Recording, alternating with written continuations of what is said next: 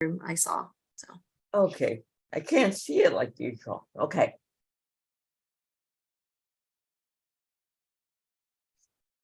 can you make me host again? Yeah, it's connecting right now. Here we go.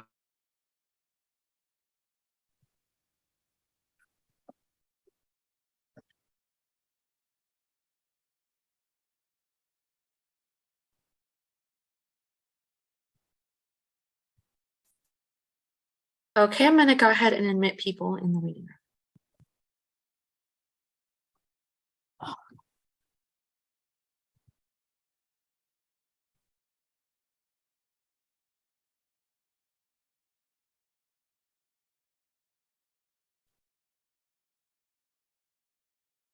Hello, everybody. Welcome in. I'm just going to give it another minute to let everybody join us.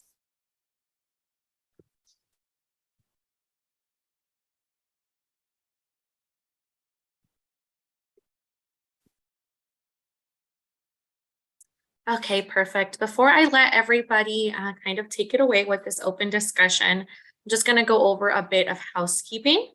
Thank you for joining us. My name is Carla Leon, and I am a program coordinator here at CFILC.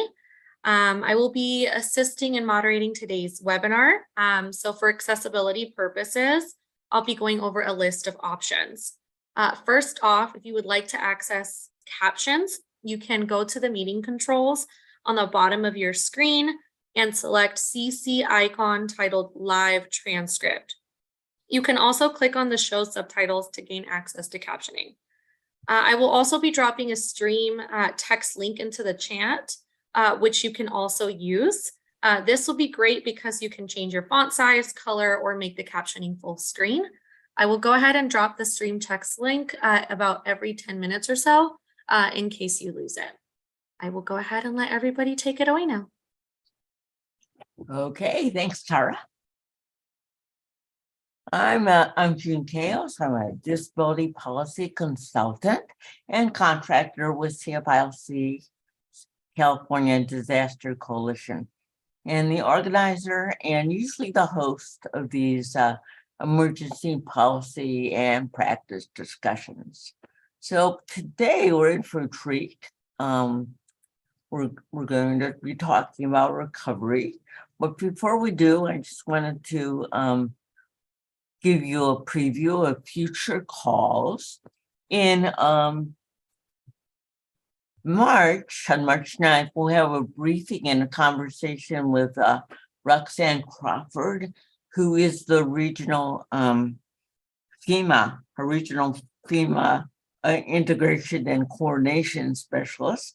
And that should be a treat to kind of get an overview from her of everything that's going on here in Region 9, as well as to have a chance to really discuss with her new directions for the Office on Disability Integration and Coordination at FEMA, as well as in Region 9. And so that's for March. April, I think we're going to do a spring break. So nothing scheduled for April.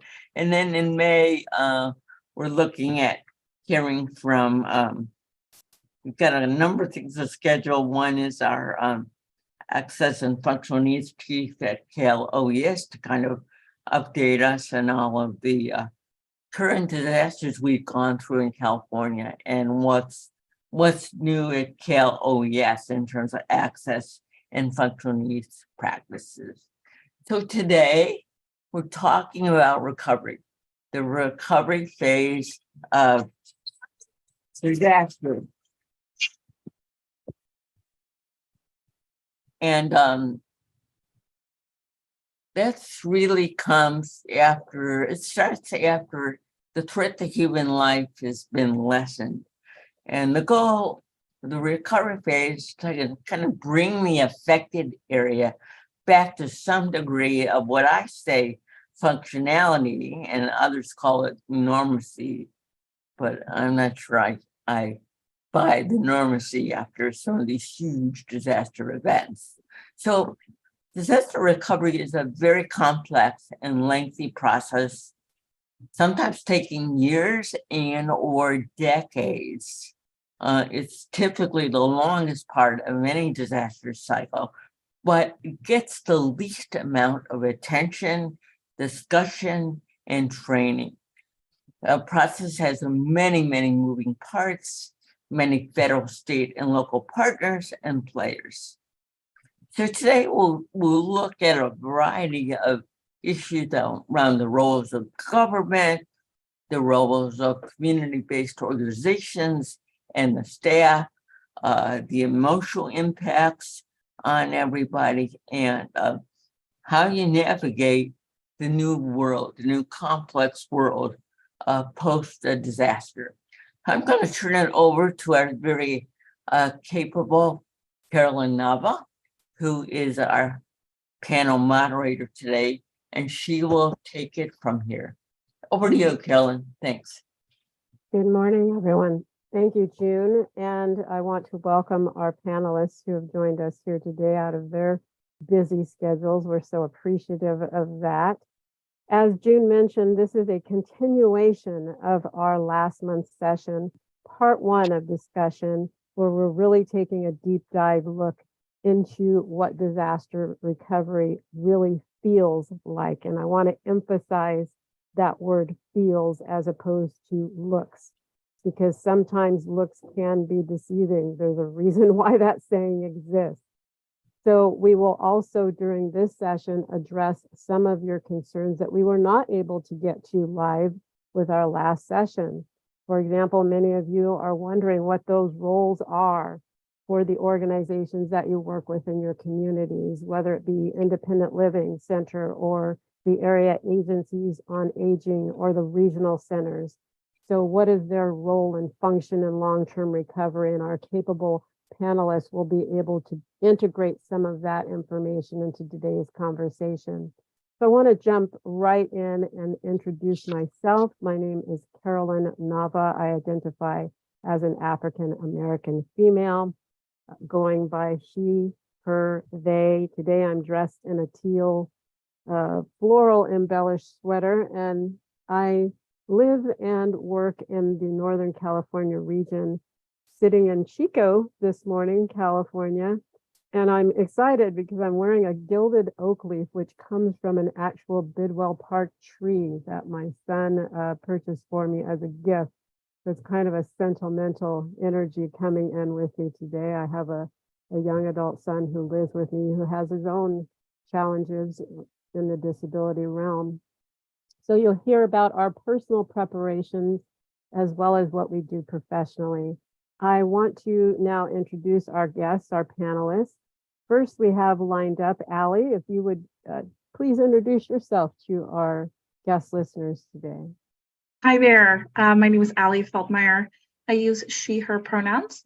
I am a light-skinned, white, Caucasian female with dark brown hair and some blonde highlights. I am wearing a off-white and yellow blouse. And I have a rainbow background with CFILC's logo, as well as all of our program logos. I am the DDAR manager for CFILC.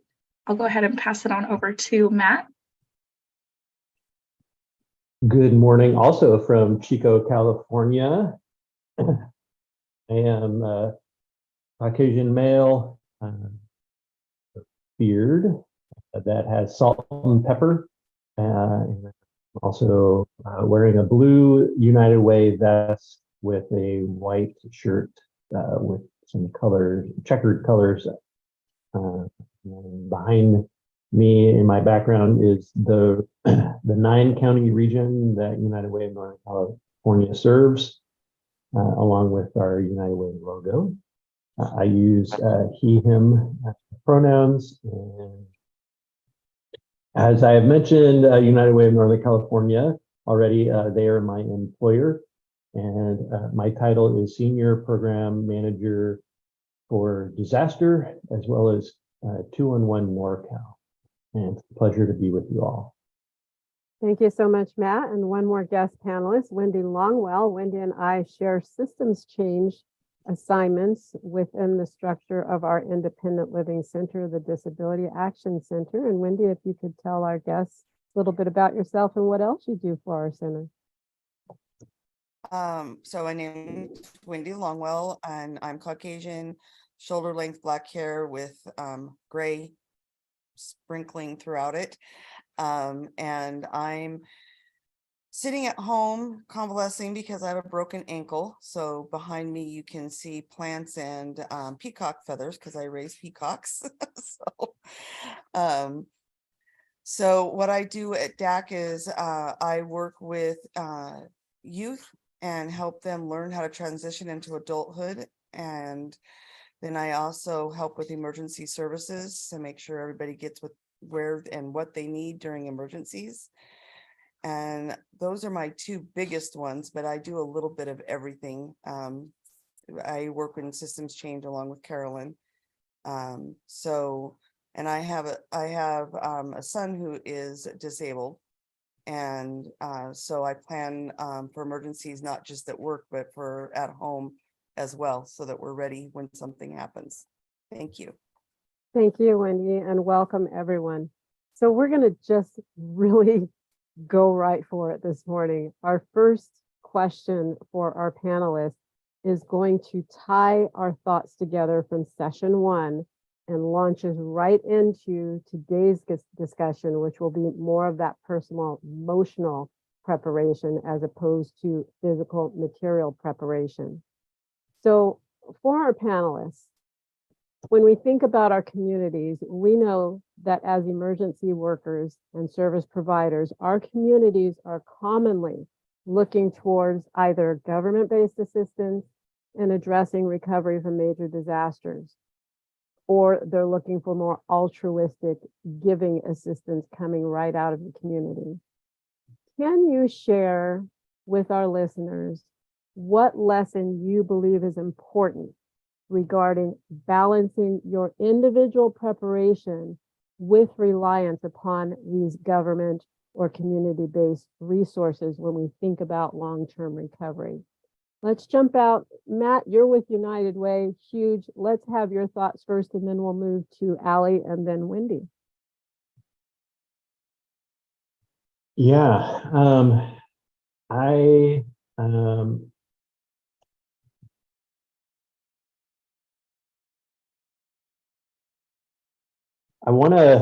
I think initially what comes to mind to share and suggest is that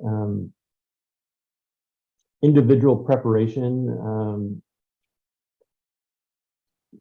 requires a balance, and balance can be found in the sense that there's nothing you can do to be completely prepared. And I equate it to, well, it doesn't matter. It's a story I don't need to go down, but I'm just thinking about whatever you do in some ways is enough, because you can become overwhelmed or obsessed, certainly with the preparation tasks.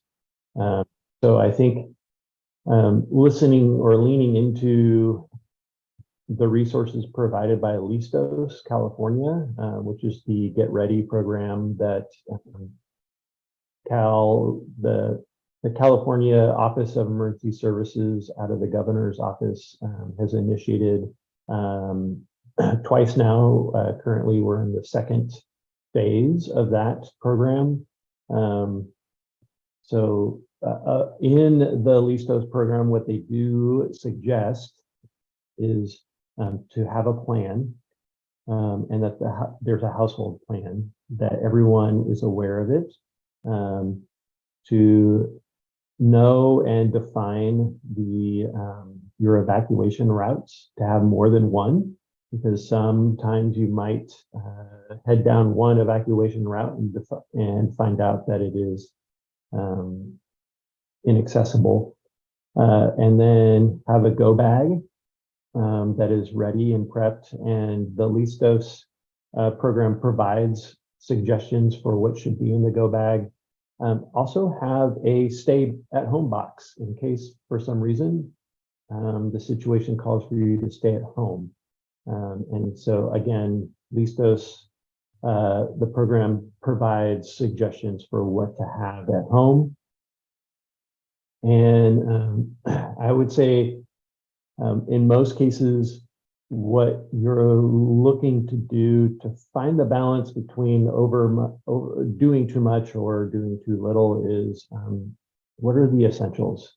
What is it that you have to have for between 3 to 10 days? If you're not able to get back to your dwelling, your household, and certainly that might include prescription drugs, your cell phone charger, not just your cell phone. Little details sometimes really help, as well as, if there's 1 or 2 photos that might be really helpful for you while you're away from your household. So I share that because it's a statewide program, and United Way is one of the operators of the grant or the program to a number of different counties.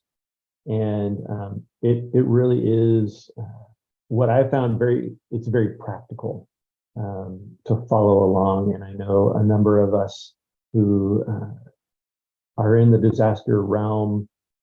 We've interacted with listos, which, by the way, is a Spanish word that translates to English as ready. So it's very, very helpful in my opinion.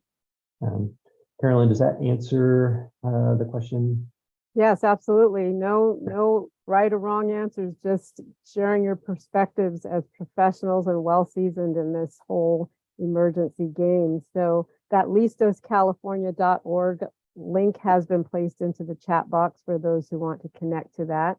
Allie, your thoughts, what lessons can you share about balancing reliance on government-based or community-based assistance with your own emotional, physical preparation?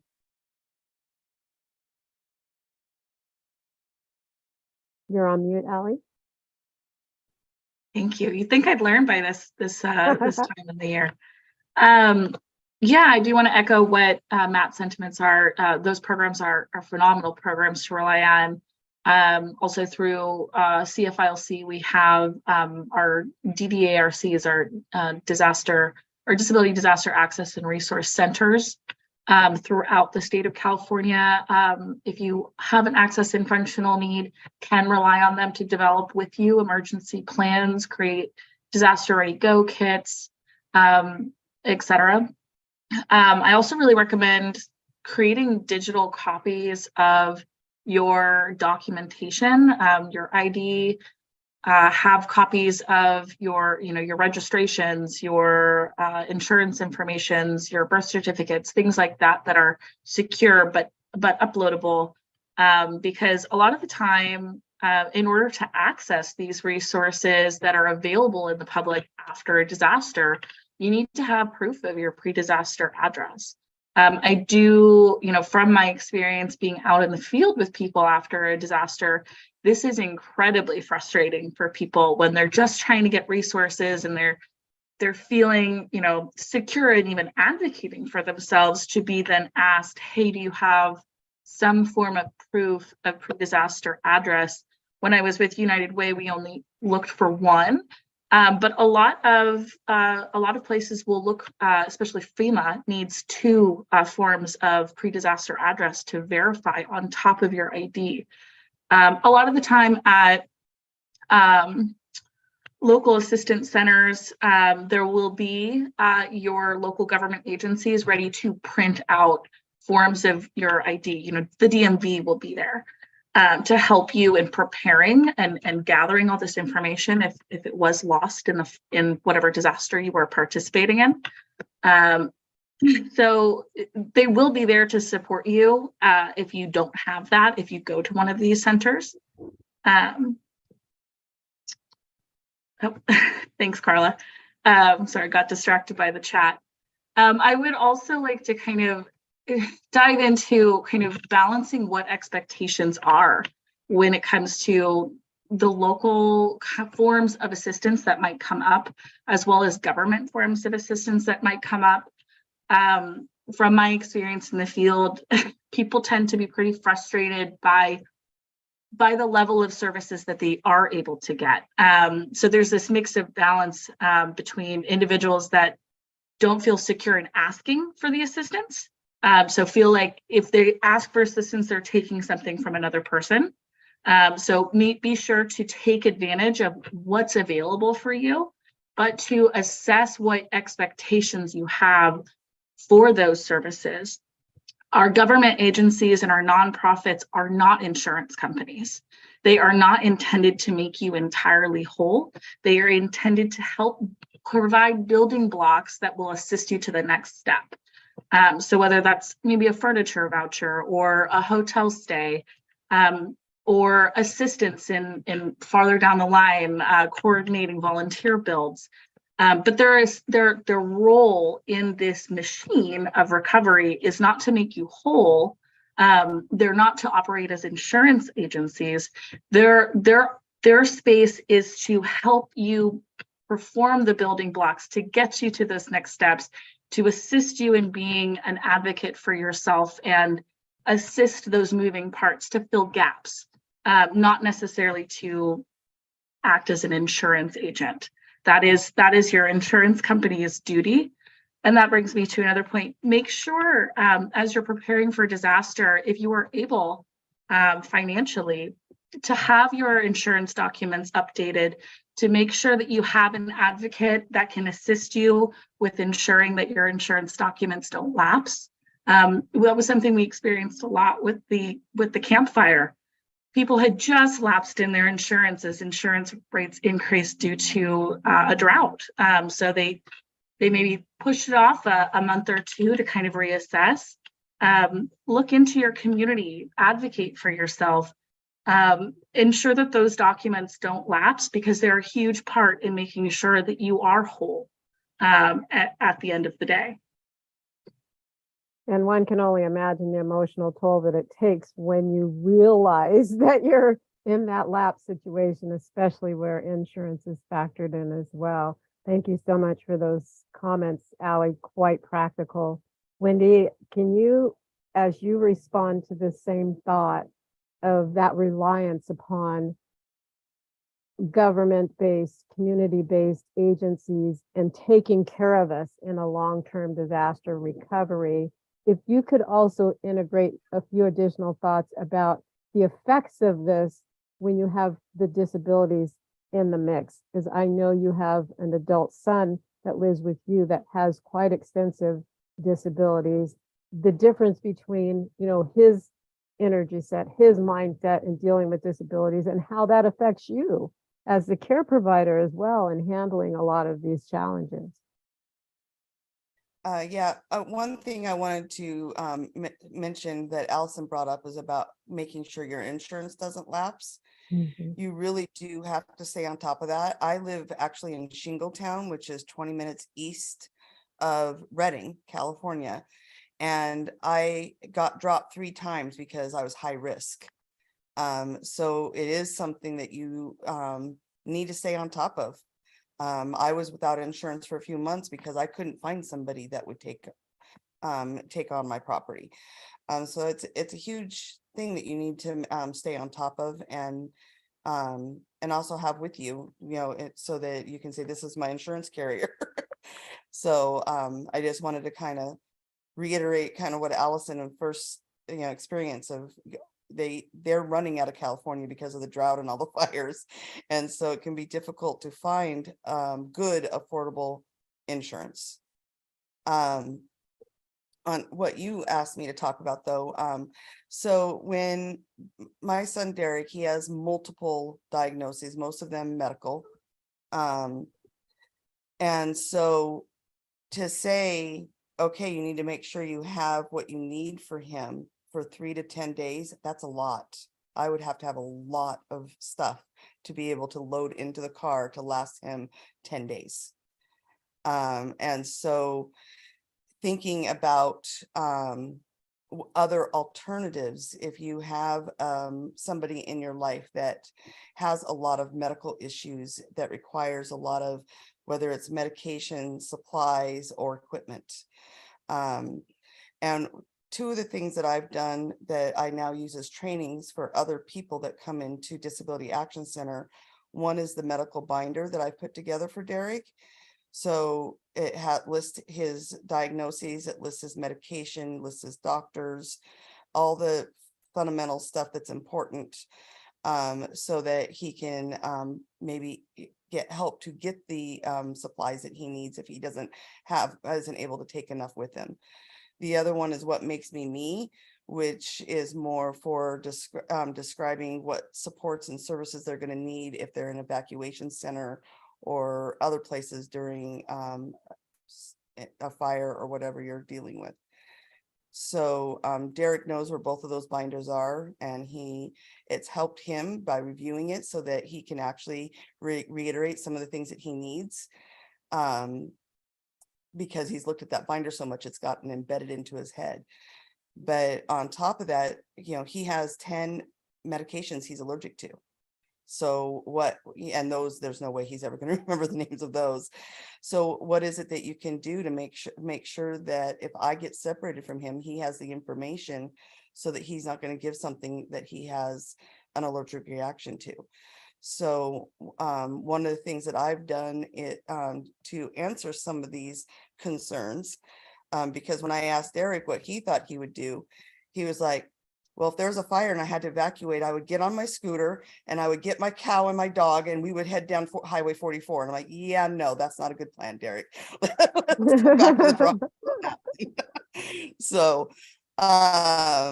So what we've done is all the important things I have programmed into his phone under notes so that he has access to what medications he's on, what he's allergic to, what are his diagnoses. So because I've never met a young adult that's the first thing they grab. They may leave their wallet, they may leave anything else behind. They're not going to leave that phone behind. So I have everything programmed into his phone. In his wallet, though, in case he does get separated from his phone, are key phone numbers for family and or friends that he can get a hold of to come get him in an emergency if he gets separated from me. Because we are all spoiled with our cell phones and we get separated from our cell phone and we don't know anybody's numbers and how to get a hold of them. Good point. So that's why I have him keep it in his wallet. Hopefully wallet, phone, he'll have one of them. I can't depend on his memory. He's basically, because of all of his surgeries on his brain and anesthesias, they basically told me he's like somebody with beginning Alzheimer's. You cannot, sometimes he'll remember, sometimes he won't. You can't trust his brain. So I have to have it in multiple ways written down for him so that he has access to it. So for supplies and stuff that he might need, I actually have a stash of it in multiple places, so that if we evacuate to, let's say, my mom's house, she has some. Or if we have to go to his brother's house, then there's some there. I even have a stash up in Oregon with our best friends. So if we have to evacuate that far away, I still have what I need for him, at least to last a few days. So I just stash things at places where I would evacuate to. So that I have what I need for him, at least to get us through a few days. And then if I have the opportunity to throw more in the car as we evacuate, that gives us a little bit more as well. So going through all of these steps with Derek over and over and over again is essential, because if he is just so used to it, it's just ingrained in his head, second nature, this is what I do, he's not going to panic. Because if he panics with his memory issues, he's going to forget what to do.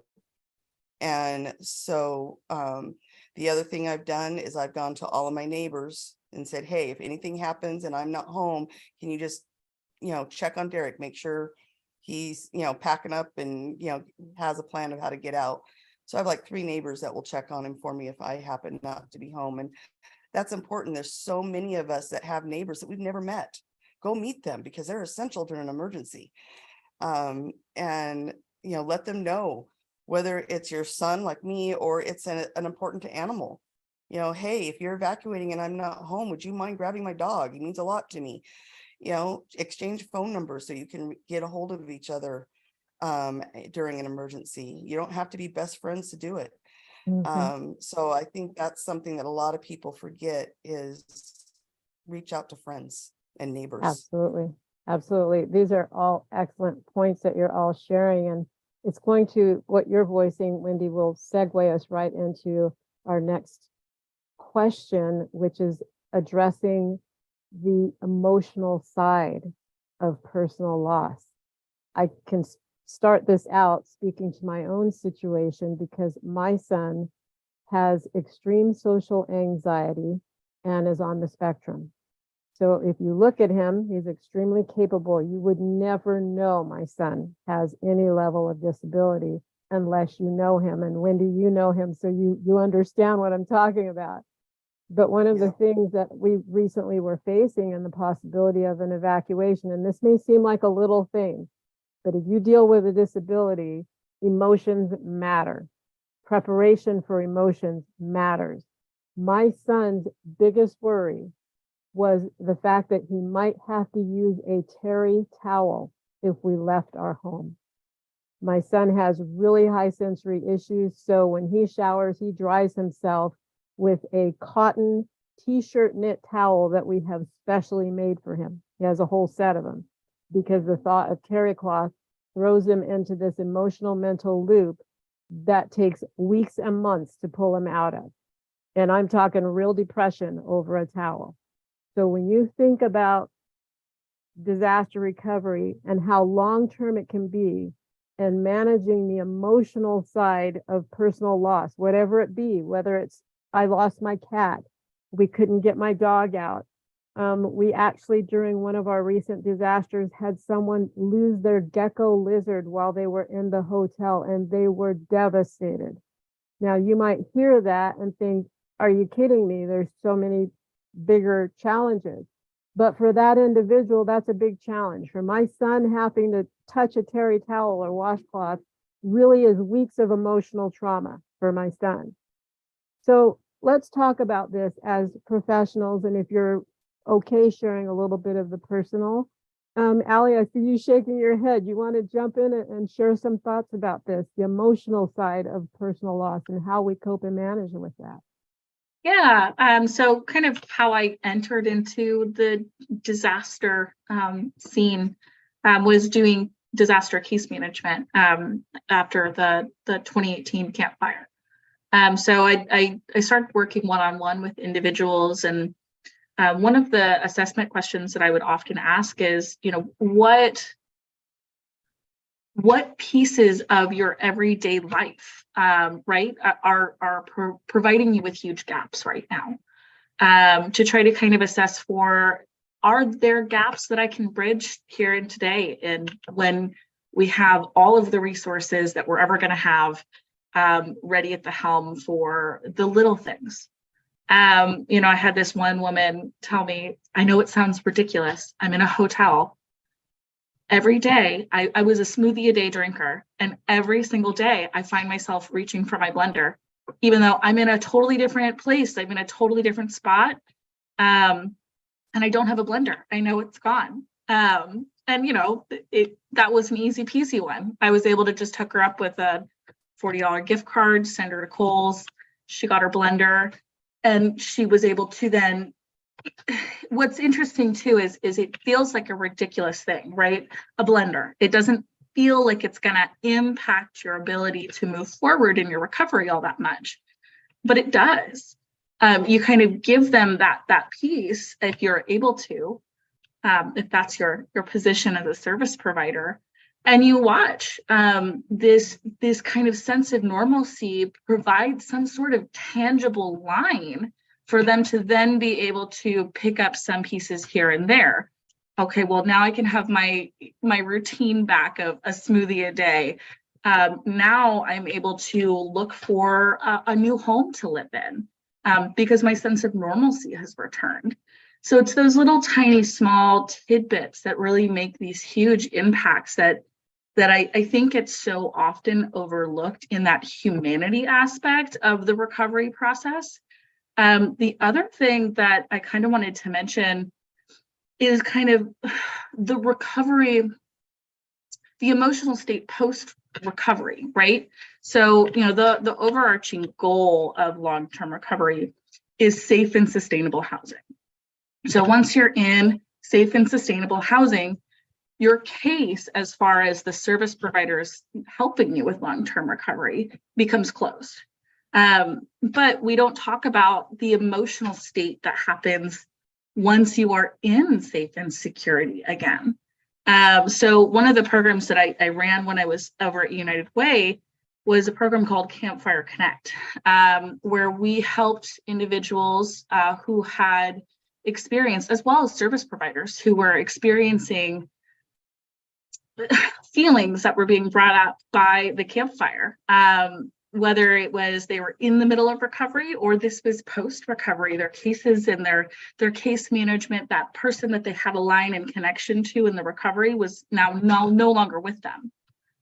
So here they are getting connected with case management. And I heard time and time again from these consumers as they called into me was, I thought I was okay. And once I had my house set up and I was finally recovered, all of a sudden I started feeling a lot of anxiety. And that happens a lot for people. Once you're kind of out of the danger of fight or flight, you start to have an opportunity to decompress.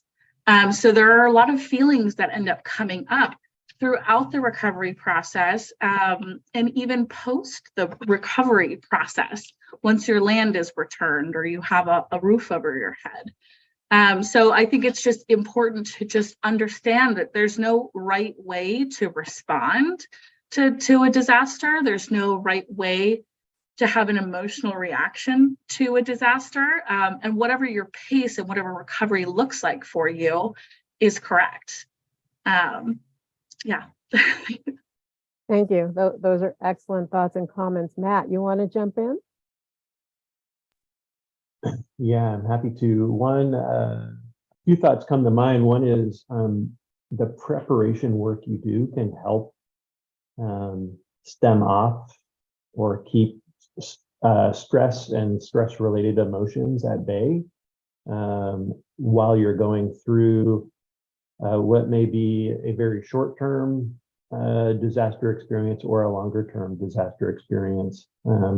So I highly suggest putting some of that energy into the preparation work that you can do beforehand, as it can then turn into keeping the stress of the situation a little less stressful. The other thoughts that I have are I have, as I mentioned earlier in our time together, I live in Chico, and during the 2018 campfire, where I live in Chico, California, is fairly close to where the campfire actual burn scar ended as it approached the city of Chico. And so I did end up evacuating that evening. And prior to that, was in a totally different job and a totally different setting. And in the midst of that, I was doing a lot of work to try to help those who were evacuating.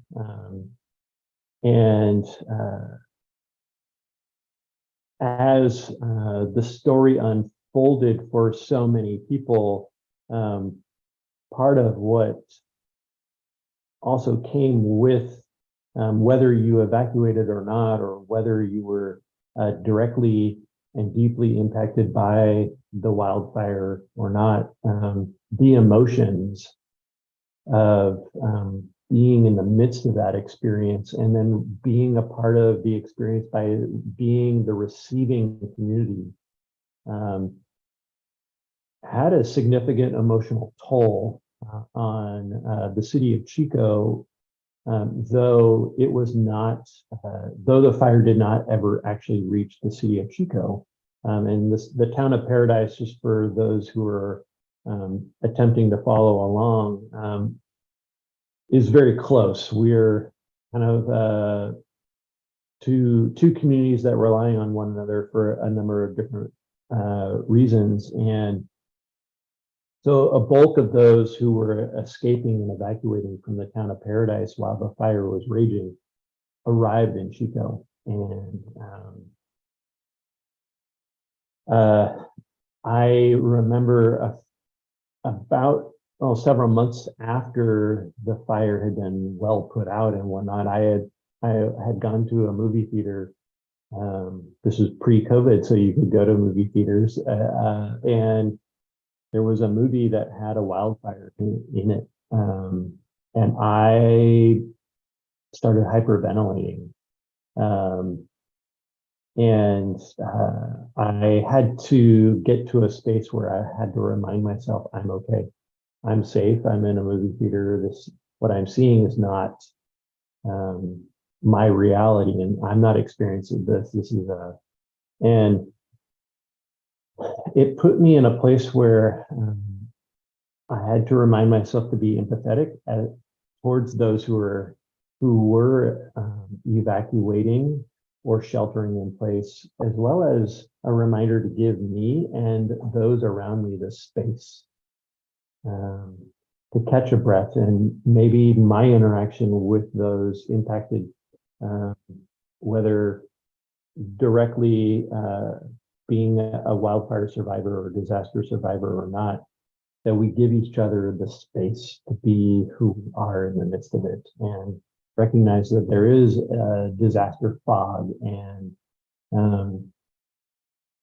that when we are in the midst of that, we pause and we sit and we collect and give space.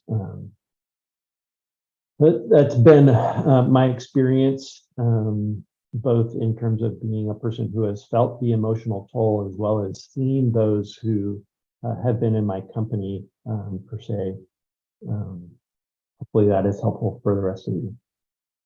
Yes, definitely. I think any comments that we can share here, I'm just scrolling through the chat as we're discussing, and we're getting that like energy coming through from our guests, and appreciation for getting real here today. And this is exactly what we wanted to do, was to get real. And I want to swing into another thought that you brought up briefly in your comments, Matt.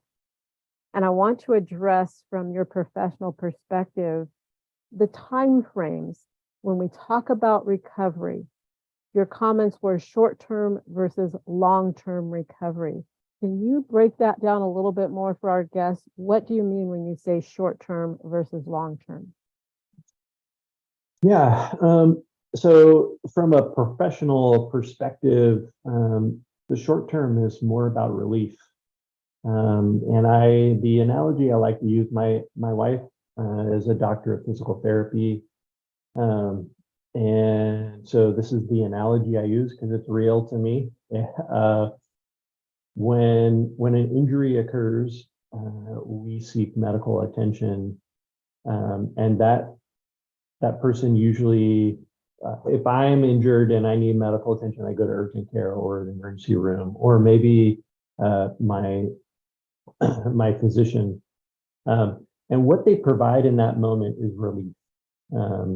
If it's something broken, maybe a cast or some sort of immobilization, or if it's some sort of soft tissue issue, maybe some medication is provided.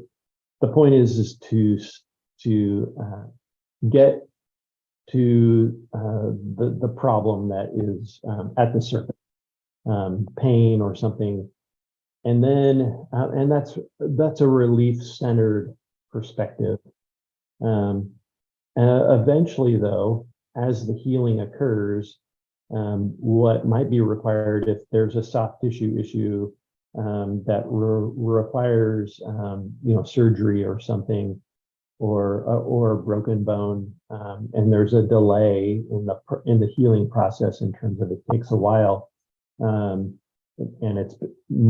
I've been immobilized. So Wendy, this might be pertaining to you a little bit. I would then go see a physical therapist.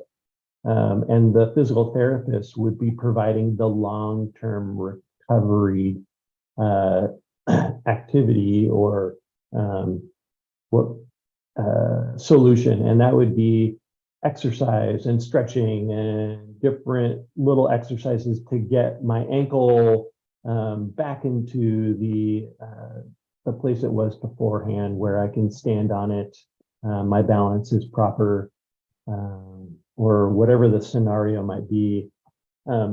So there's two different perspectives, of course. It would be silly of me to go in to see a physical therapist if my ankle was broken immediately. They can do nothing with me until the ankle gets the relief attention. And so the same is in a disaster. People need relief resources immediately.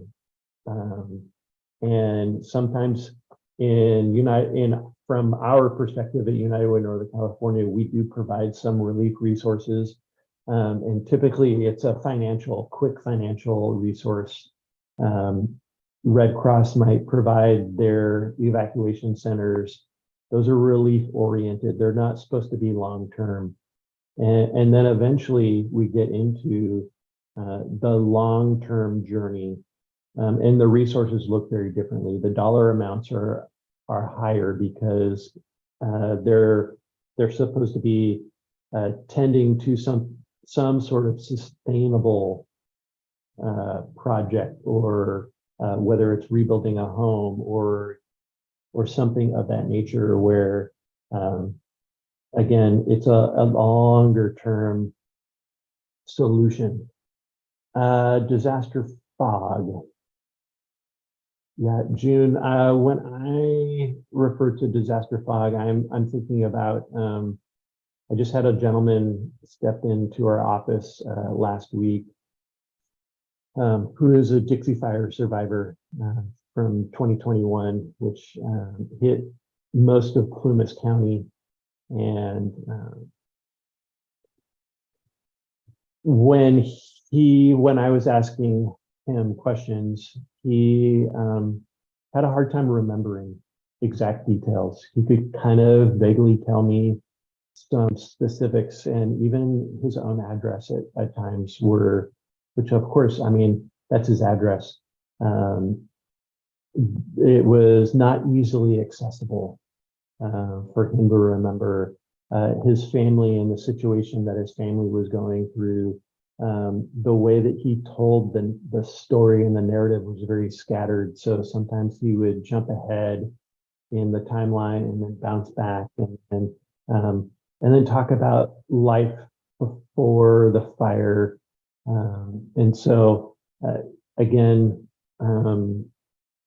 I along with others refer to that as kind of classic disaster fog, because the brain is so overwhelmed with being in survival mode that remembering very specific details, whether they're details that you've known your whole life or they're brand new, can be very difficult to access, because the person going through the process is dealing with so much. And so for me, in what I do is I just give that person lots of space, and I let them know if they don't remember, that's okay, we'll move on. And so on the flip side, though, if you're in that situation, give yourself grace and mercy. If you cannot remember, it's okay. It's actually very natural. Thank you so much, Matt. Excellent tips. Allie, Wendy, anything you want to share from your professional perspective on the time frame involved between short-term versus long-term recovery? Yeah. This is Wendy. I just want to give you an example of some clients that I helped during that the Paradise Fire. Mm-hmm. One lady called the office and was in a panic because she had forgotten her medication at home.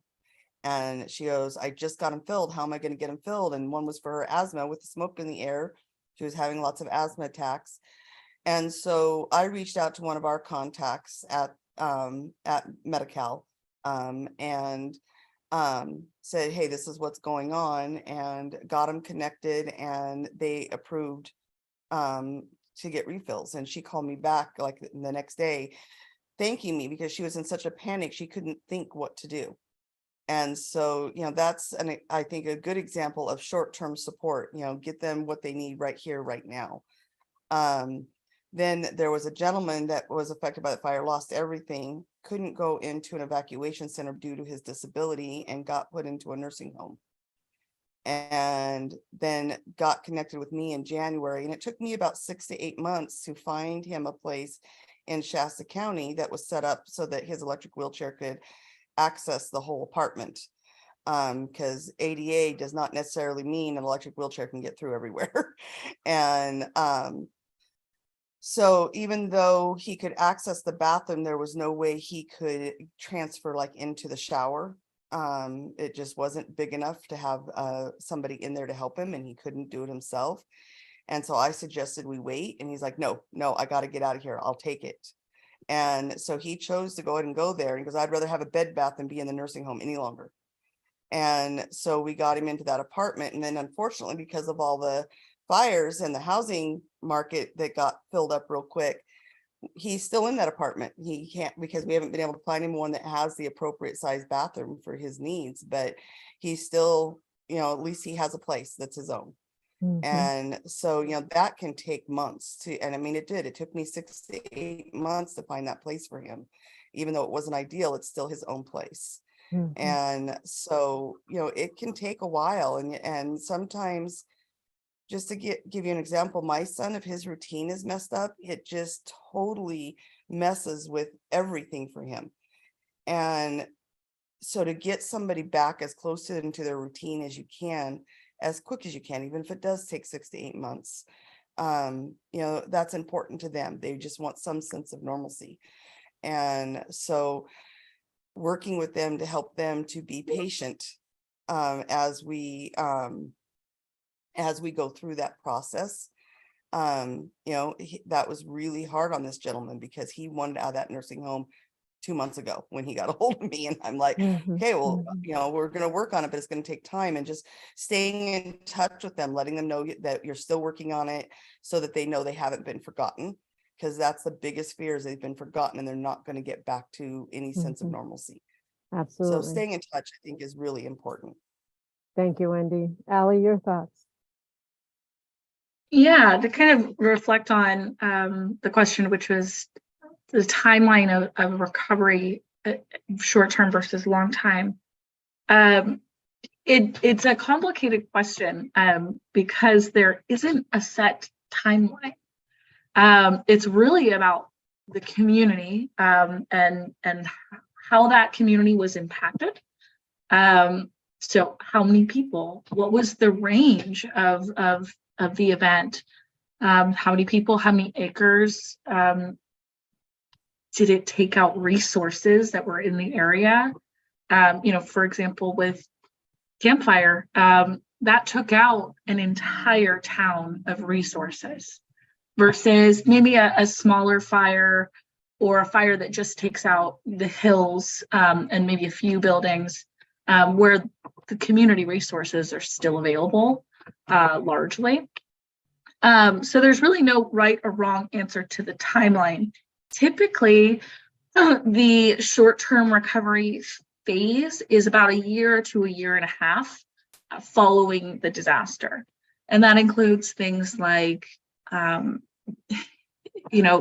the baseline needs, connecting you with the mental health resources that might be available. And to answer the question that's in the chat of, were adequate mental health services available for the diverse and serious emotional reactions? Unfortunately, not really. We had some agencies open up, but again, we're limited by the amount of mental health support that's in the area. So are there therapists? Are those therapists going to take your insurance? Is there an agency that's willing to pay for it? If not, and then how long is that agency willing to position themselves in support? We had some agencies that offered free therapy for up to a few sessions, and then, you know, I was able to then come in and provide another 6 sessions for those people, but that's not adequate mental health support. That's a start. So this is, again, that short-term assistance, where it's, you know, okay, we can get you a food voucher. There's 100 different local organizations that are providing, you know, soup kitchen kind of status. You can go get donations and maybe some furniture if you're setting up your new apartment. That's just temporary housing. And then about a year to a year and a half after the fire, those resources kind of tend to naturally pull away. So they get tapped out. They no longer have the financial ability to continue that level of support. And it's a really, really, really tenuous dance for those of us that are might be survivors, to see and feel like resources are being taken away from them. But really what's happening is a transition oftentimes of where those resources are going. It doesn't make sense to be dumping thousands of dollars into something that's not going to, into a Band-Aid, versus getting you to your next step, getting you to sustainability. So we see those resources start to fatigue out, and then larger players start coming to the field, like Red Cross or United Way, with larger amounts of dollars to contribute to long-term needs versus short-term needs. So it really just depends on the community.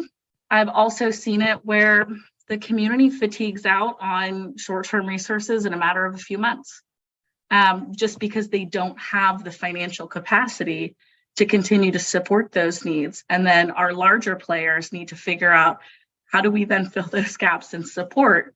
And are we pushing maybe this recovery process a little bit faster than the footprint really needs?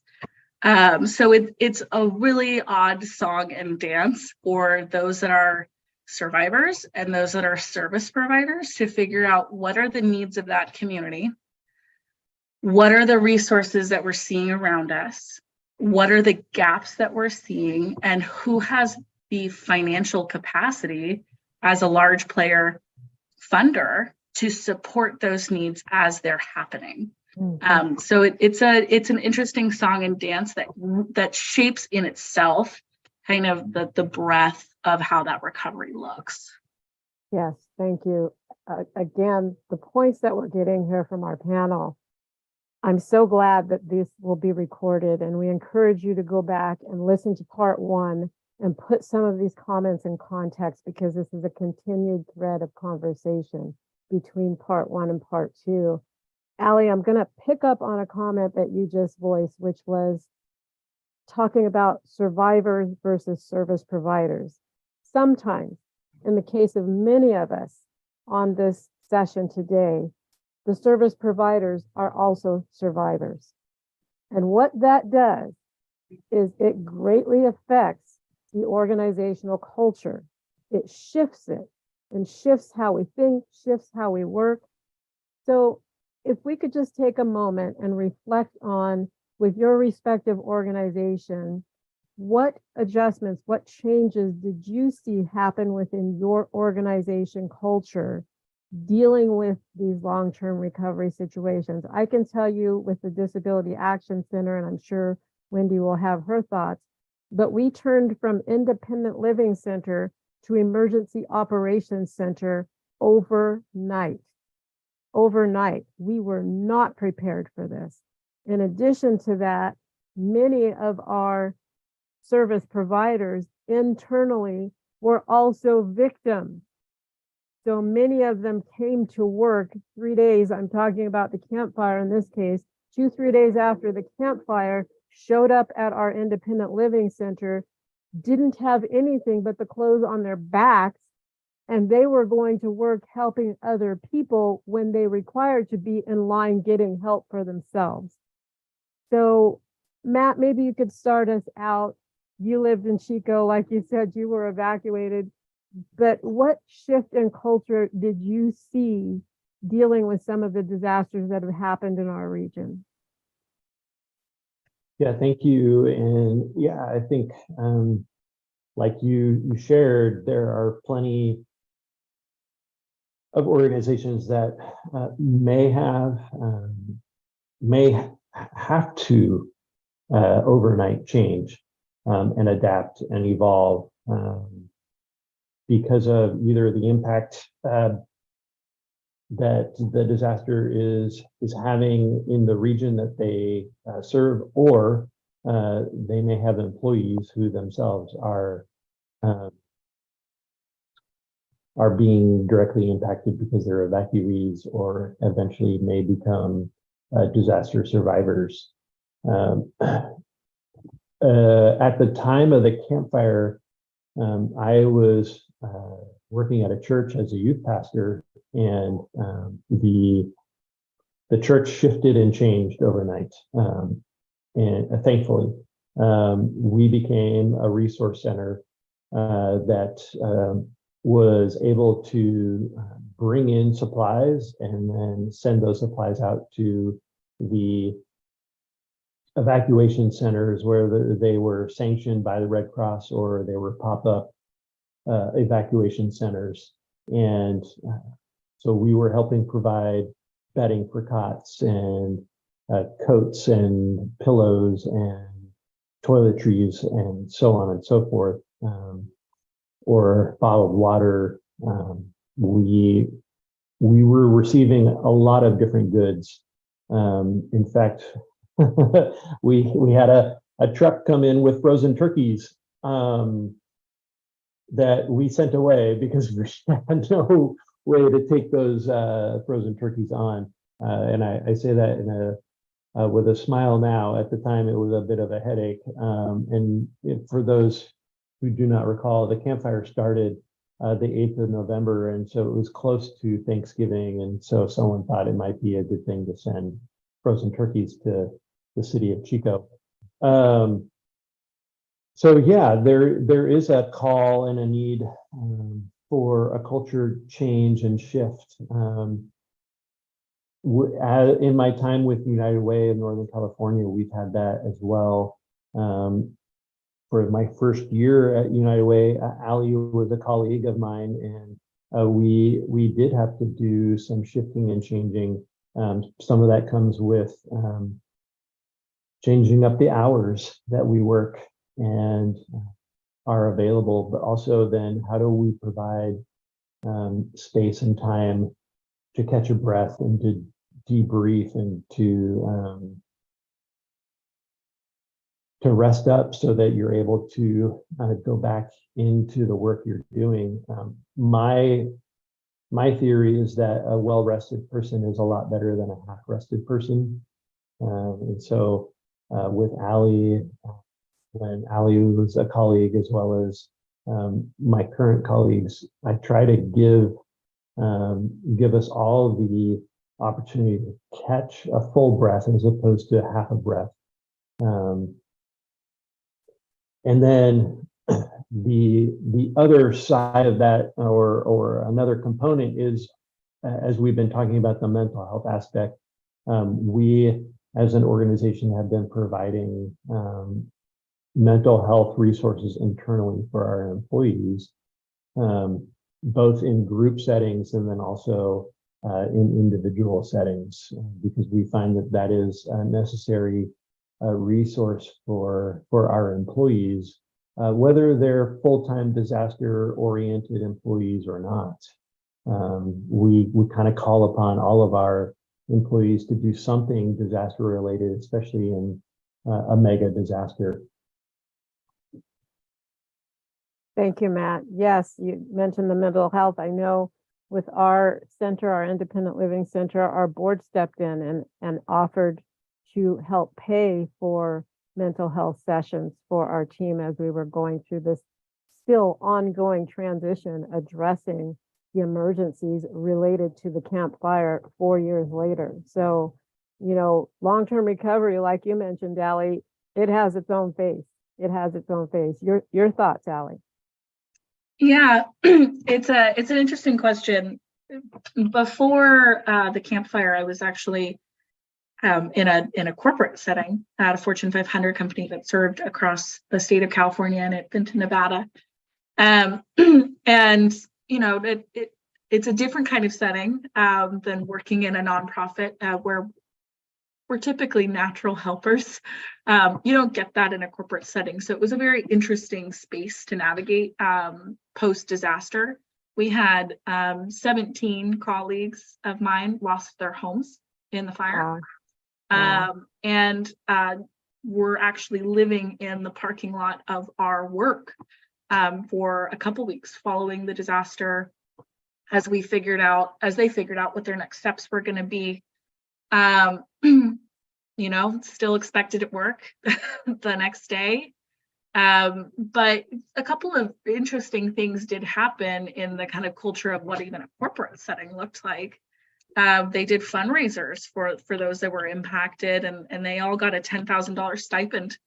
The victims of it got $10,000 stipends. We also collaborated with our centers throughout the state to see if we could network up clothing donations, which again kind of transitions into that problematic stage of what is helping and what is creating another problem. These donations of goods, as Sandra pointed out in the chat, were incredibly problematic in some of their own ways to the footprint of those trying to recover. It took us to the point where thrift stores were actively not accepting donations of clothing because so many people had donated. I encourage those who are interested in responding to disaster as a provider. Let's say you're looking to get involved with the relief or recovery efforts. Use those donations instead of as goods into dollars. I know that we have a culture of trying to want to dictate how people use and spend their dollars. But when it comes to recovery, there are a network of service providers that are vetting and ensuring that those dollars, when you do donate, go to the needs of the community versus what we might think are the needs of the community, which can vary dramatically. So gift cards, if you want to kind of choose how they're spent, gas cards, or just donations to service providers in the area that are going to spend those dollars to values that you might have. You may choose Catholic Charities, or you could choose a United Way that might be providing disaster services. For United Way, when I did come on, they were very much kind of where you were, Carolyn, with DAC. They were not an emergency response agency prior to the fire, prior to the campfire. But we had a very interesting response from just the overall culture of the community here in Butte County.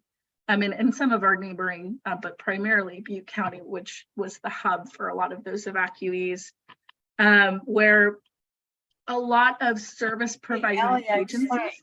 Interrupt you for 1 second. Great points you're making. Just wanted to remind the group, post your questions in chat. If you're unable to use chat, you can raise your hand using under reaction. There's a way to raise your hand and or if you can't raise your hand, use that just to pipe in at some point. But sorry to interrupt. I just wanted to get that in, Ally. Great points, and just to underline your contribution. I think one Matt said, no cold frozen turkeys needed. Yeah, I don't donate specific goods unless you're being asked. Unless there's a community ask for it, don't just blanket donate these things. Lean into your community, ask what's needed. When in doubt, dollars versus goods. But yeah, a lot of our local agencies were not originally retrofitted for disaster response, but became disaster response agencies following the Camp Fire, and then began kind of networking, what is my lane in disaster response and recovery? What services do we provide to the community? And when do we opt in for that?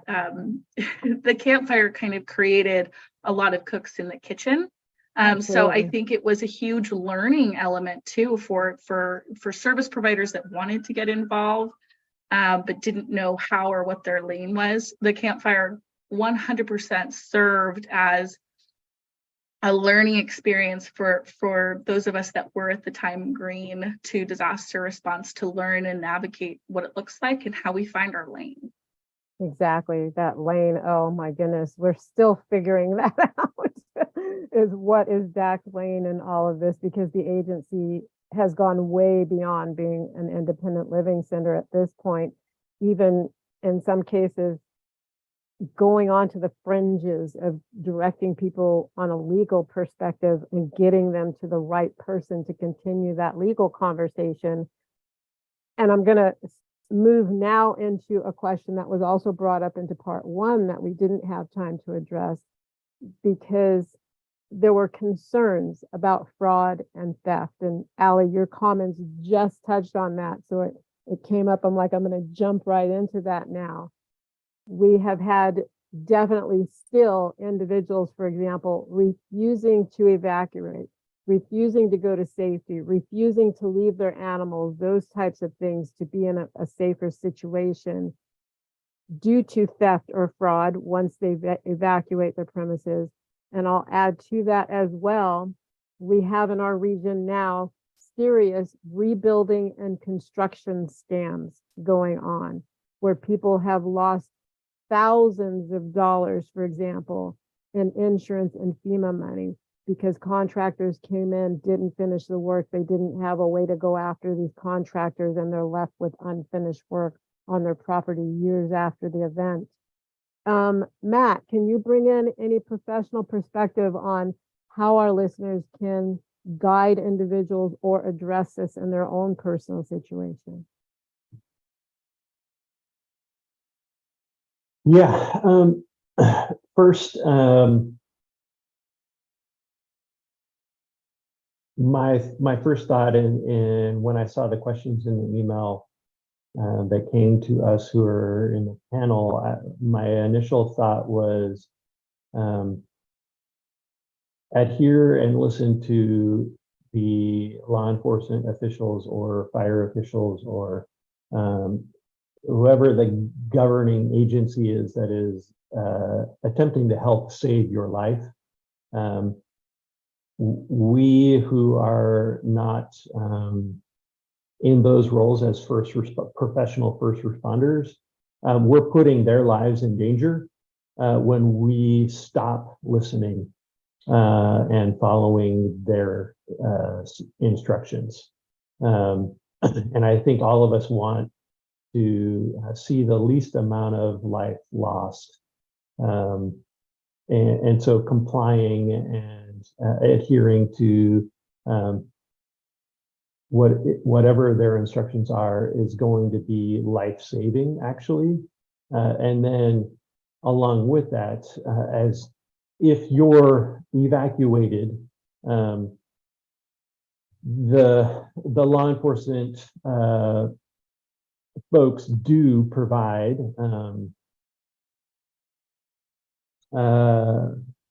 all of the roads typically are closed in and out of the community that you have just evacuated out of.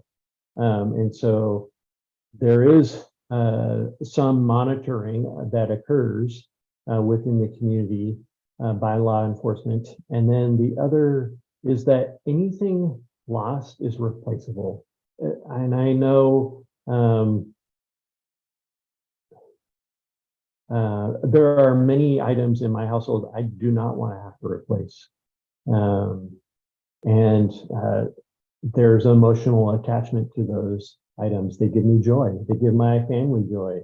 At the same time, if something is stolen, it can be replaced. And I'd rather have to replace that than have to shelter in place or do something drastic or have someone else do something drastic to save my life because I was trying to make sure that something wasn't stolen Mhm. from my property. Thank you, Matt. Wendy, you live in a rural region, Shingle Town. You have a lot of ranches. You live on a ranch yourself. Can you give your thoughts on what you've experienced in your community around this thought of I'm not evacuating? Yeah, I have some neighbors that are like that. They think that they can take care of their property better than the firemen, so they want to stay there and fight because they can't. Just like us, we wouldn't be able to take all of our animals, and Derek is very much attached to his cow. Cow's not getting in my car, sorry. So Mhm, mhm. certain animals have to be left. But the other side of that, it's things getting stolen, or if you do lose everything, you know, getting it replaced. Some isn't replaceable. We have family heirlooms that are not replaceable. I'm not going to risk my life to save them though. But they are irreplaceable. But the other things that, you know, like my son has a shop that he has his tools in.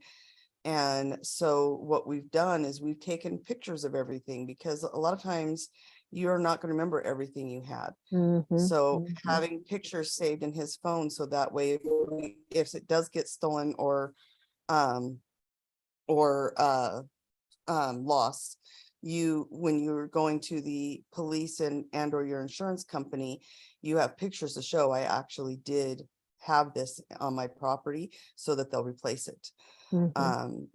So because if you look at your insurance policies, it says we'll cover your belongings. But if you don't have a list of that, they can say, well, no, we don't know that you had that. And it's, you know, and where's the proof? Do you have a receipt? Well, no, it got burned up with everything else. So having pictures can show that you did own it and so that you can get it replaced. Mhm. So I've had Derek do that with all of his stuff that he would want replaced. And so that's kind of what we've done for planning, because like I said, I love my house, I love my property, I love my animals, but I'm not dying for it. And so just making those plans so that you know you can get things replaced, because that's probably the hardest thing for Derek is not having what he's Mhm. familiar with around Yes, him. yes. So having those pictures so he knows that he can get it replaced is calming for him, you know? Mhm. And so that's the stance that we've taken, is to have a picture inventory in our phones. Thank you for that personal perspective. Ally, anything you want to wrap up that thought with? And then we've got one more question coming at you as we close Actually, out. may I add something to that last comment? Yes, please, This is Raffaello. Raffaello. I knew someone who was an insurance adjuster, and he said that the best advice was to, along with taking photos of the important stuff, do even just like a basic walkthrough video of your Mhm, house, and then also mhm. have a like a spreadsheet, like on Google Drive, whatever, with the names and models of everything. And he said that even for things that you don't really care about, Mhm. they add up, because it's my understanding is that the insurance will not replace them, they'll give you the money to replace it. So like, you know, it might be like just like in a bathroom, it might be like, you know, a couple of nice towels, a couple of, you know, nice bars of soap and shampoo. You don't need those exact things back, but the value of those adds up. So it's really if you Absolutely. can, do everything, because if they have proof of it, they will replace it or they'll give you funds to replace it. Absolutely. Thank you, Raphael. Very, very eloquently stated, and so many pointers that I know we all have. And please share those pointers as well in the chat for those that don't want to speak up directly. Ally, you want to close out that thought? Yeah, and I think the point you just shared, Raffaello, that was a great point. One of the things that I did when I was personally evacuating from the campfire was, as I'm packing up stuff, I just went around with my phone on record and just used it like I wasn't, you know, I was haphazardly just kind of waving it around because I know that I can scan and zoom in and do whatever I need to. So it was a resource for me that I hadn't previously thought of, but I had an insurance agency already reach out to me knowing that my community was impacted to check in on me before I had even evacuated. So I went, oop, let's just double check. Yeah, let's do it. When Yeah. it comes to animals and livestock, one of my big suggestions, I know a lot of people don't want to leave them behind. I don't want to leave behind my animals either. Livestock are really hard to transport out in the middle of a disaster. Make sure that you're turning your animals loose. And in order to ensure that they get back to you, you can tag them, whether that's braiding emergency details into their hair, if let's say they're horses, or just taking a can of spray paint to their side and writing your phone number and name on him. And turning them loose. Those are ways that you can ensure your livestock come back to you. And they're pretty savvy at taking care of themselves in a disaster. So let their natural instincts take care of themselves versus you sacrificing your own life and maybe the lives of your livestock trying to take care of them. In terms of bad actors in the community, it's a difficult one. There are, of course, people that are going to take advantage of disaster. But I want us to really think about striving away from viewing that as the norm. It's not. What often comes out of a community is a sense of resiliency and community versus the negativity. There are going to be people that take advantage of it. There are going to be looters. There are going to be things like that happen. There are going to be fraud and bad actors. The way that you navigate around things like fraud is by making sure that you are working with, whether it's a case manager or, it is possible to chip livestock. Whether you're working with your case manager to make sure that we're vetting those construction workers accurately, or if let's say you're not working with a case manager, make sure that you're not cutting corners. A lot of the time people will post on things like Facebook Marketplace, hey, I've got this great service. No, I don't have a license. I'm in between. I don't have my contractor license. And then you end up getting defrauded. But there were red flags along the way. That person didn't have their contractor's license. They had a price range that was way too good to be true for the market value. So a lot of those times you're seeking these avenues to cut corners, and that kind of traps you into a web that later turns out to be fraud, where it would have been cheaper in the long run to do it the right way and to do it the long way. As for other forms of fraud, like people who are just kind of disaster chasers that are looking for the resources in the community, oftentimes those people are underserved in the community and need resources. We might not be the right lane for them, but they need resources. So let's try to kind of vet accurately, slow down, again, do things by the books, by your process that you use to vet properly. Don't cut corners, but make sure that you're not looking at it from a space of negativity. Those people, again, need resources. We're just not the right lane for them. So how do we connect them then with the proper channel? Again, these bad actors are such a slim part of what happens after a disaster. I would say, as far as bad actors go, it's less than 15% of the overarching community that comes through that are bad actors. So just make sure that you're doing your due diligence. You're not answering, phone calls and just blanket believing people. You're not accepting contractors that don't have contractor's license. And you're taking care of yourself and putting your life as the priority above saving your belongings, because it is also going to put the lives of our first responders first as well, because again, they're going to be going into these homes and communities looking to rescue you versus saving your neighbor's property. That's where their priority is going to be. Until all individuals are evacuated, they do not begin the process of getting rid of the disaster. Let's say it's a fire. They don't start putting out that fire until everyone's Mhm. evacuated. That's right. And it just gets more dangerous.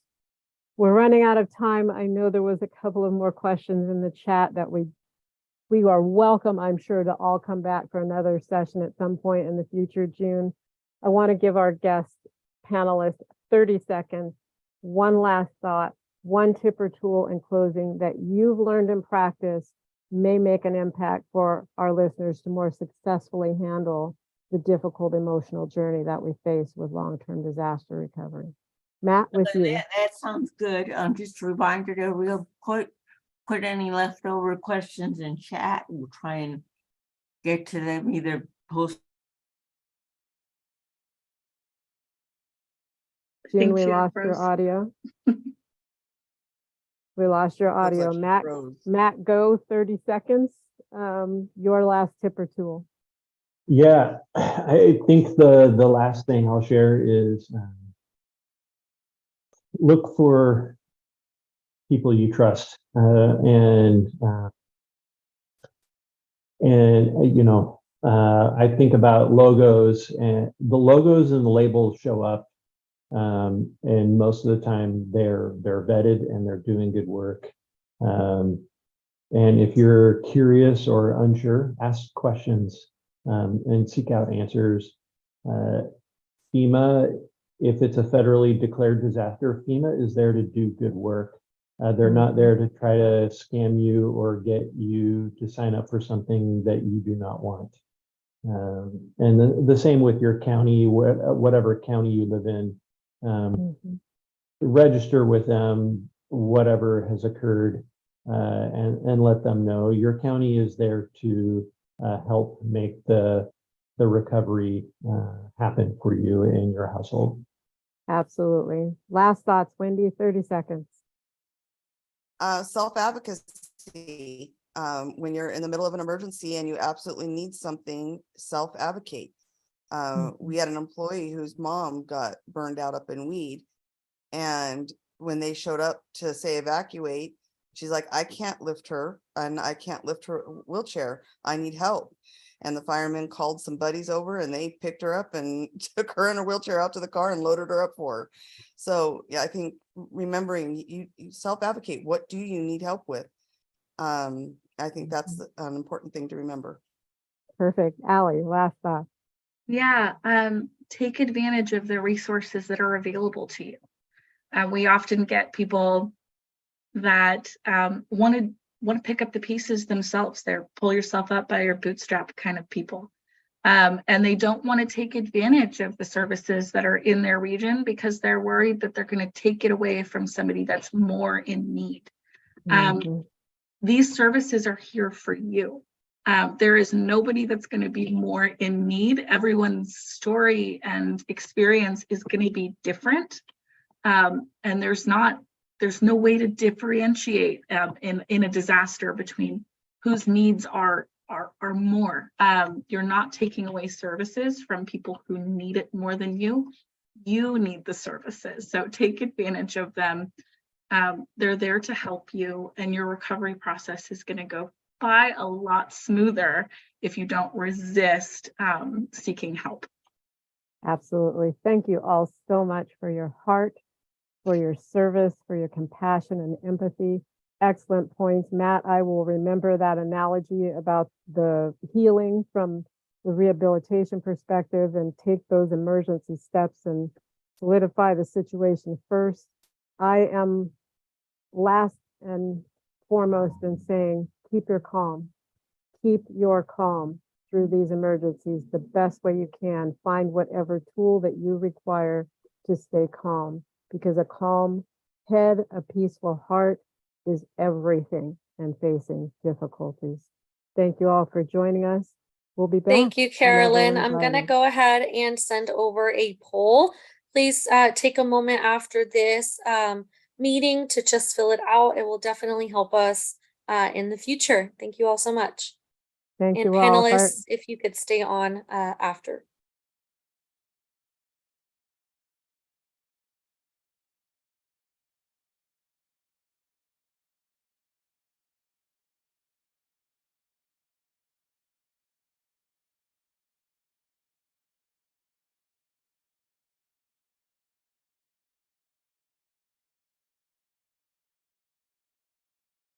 Just giving people a minute or two before ending the meeting to answer the poll. It looks like one of the questions was blank. Which Yeah, I question? think, The first one, I think, or the first, it was one of those said untitled question. So I assume I just picked random one. Oh, okay, yeah. That's all good. Yeah. Sorry about that. That's fine. Thank you so much for this.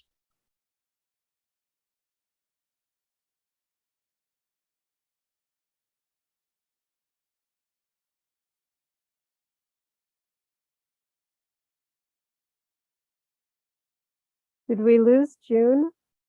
I haven't seen her rejoin. I Carla, hope she's do, not blocked from coming back in. Carla, do you want to text June? Yes. Thank you.